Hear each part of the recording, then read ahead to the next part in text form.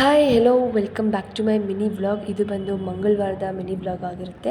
ಸಂಜೆಯಿಂದ ಸ್ಟಾರ್ಟ್ ಮಾಡ್ತಾ ಇದ್ದೀನಿ. ಸಂಜೆ ಅಂದರೆ ಒಂದು 4 ಗಂಟೆಯಿಂದ. ಯಾಕಪ್ಪ ಬೆಳಗ್ಗೆಯಿಂದ ಬಂದೇ ಇಲ್ವಲ್ಲ ಅಂತ ನೋಡ್ತಾ ಇದ್ದೆ ನಾನು ಕೂಡ. ಅಷ್ಟರಲ್ಲಿ ಅವು ಪಾದಗಳನ್ನ ಪಾದಾರ್ಪಣೆ ಮಾಡಿಬಿಟ್ಟಿದ್ವು ಆಲ್ರೆಡಿ. ದಿನದಲ್ಲಿ ಒನ್ ಟೈಮ್ ಆದರೂ ಬಂದು ಹೋಗಲಿಲ್ಲ ಅಂದರೆ ಅವಕ್ಕೆ ಅರ್ಗದೆ ಎಲ್ಲ ತಿಂದಿದ್ದು. ಸೊ ಹಂಗಾಗಿ ಬರ್ತಾನೇ ಇರ್ತವೆ.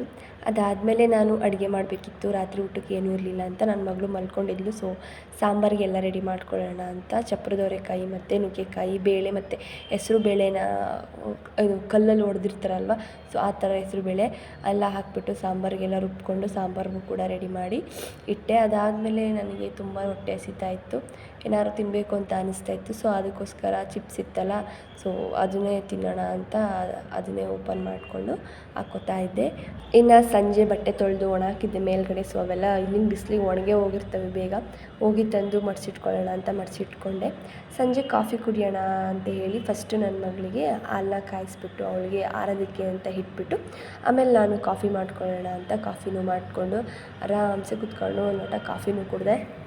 ಇನ್ನು ರಾತ್ರಿಗೆ ಸಾಂಬಾರು ರೆಡಿಯಾಗಿತ್ತಲ್ವ, ಸೊ ನನ್ನ ಮಗಳಿಗೆ ಊಟ ಮಾಡಿಸ್ಬೇಕಿತ್ತು. ಸೊ ಹಂಗಾಗಿ ರೈಸಿಗೆ ಇಟ್ಬಿಡೋಣ ಅಂತ ಹೇಳಿ ರೈಸಿಗಿಟ್ಟು ಅವಳಿಗೆ ಊಟ ಮಾಡಿಸೆಲ್ಲ ಆದಮೇಲೆ ಒಂದು 9:30 ಹಂಗೆ ಮುದ್ದೆ ಮಾಡ್ಕೊಳ್ಳೋಣ ಅಂತ ಹೇಳಿ ಮುದ್ದೆನೂ ಸಹ ಮಾಡಿಕೊಂಡೆ. ಆದರೆ ನನ್ನ ಮಗಳು 9:30 ಆದರೂ ಅಲ್ಲ 11 ಗಂಟೆ ಆದರೂ ಸಹ ಮಲ್ಕೊಂಡಿರಲಿಲ್ಲ, ಯಾಕೆಂದರೆ ಸಂಜೆ ಮಲ್ಕೊಂಡಿದ್ಲಲ್ವ. ಸೊ ಹಂಗಾಗಿ ಇವಾಗ ಕಸದ ಮರ ಪೊರ್ಕೆ ಎಲ್ಲ ಬಿಟ್ಬಿಟ್ಟು ಚೇರ್ ಹಿಡ್ಕೊಂಡವಳೆ.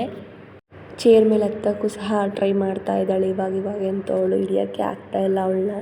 ಎಸ್ ಫ್ರೆಂಡ್ಸ್, ಇದಾಗಿತ್ತು ಇವತ್ತಿನ ನನ್ನ ದಿನ. ವೀಡಿಯೋ ಇಷ್ಟ ಆದರೆ ಒಂದು ಲೈಕ್ ಮಾಡಿ, ಶೇರ್ ಮಾಡಿ, ಕಮೆಂಟ್ ಮಾಡಿ, ಹಾಗೆ ನನ್ನ ಚಾನಲ್ನ ಸಬ್ಸ್ಕ್ರೈಬ್ ಮಾಡಿ, ಫಾಲೋ ಮಾಡಿ.